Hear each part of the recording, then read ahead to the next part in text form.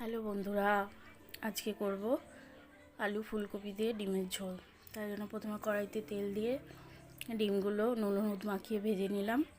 তারপরে ফুলকপিগুলো একটু নুন দিয়ে লাল লাল করে ভেজে তুলে নিয়ে তারপর ওই তেলের ভিতরেই জিরে আর শুকনো লঙ্কা ফোড়ন দিয়ে আলুগুলো ভেজে নিতে হবে।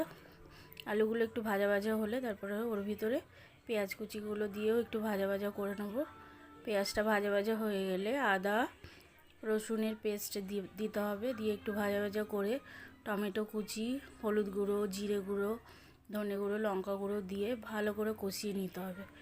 কষানো হয়ে গেলে তারপরে হয়তো ফুলকপিগুলো দিয়ে দিতে হবে, ভাজা ফুলকপিগুলো দিয়ে ফুলকপিটাও একটু কষিয়ে নিয়ে তারপরে জল দিয়ে দিতে হবে। এবারে ঝোল ফুটে গেলে ডিম দিয়ে ঢাকা দিয়ে দিতে হবে। ঢাকা খুলে দেখতে হবে আলু ফুলকপি সিদ্ধ হয়েছে কিনা। সিদ্ধ হয়ে গেলে ধনেপাতা আর গরম মশলা ছড়িয়ে দিলে হয়ে যাবে। টাটা।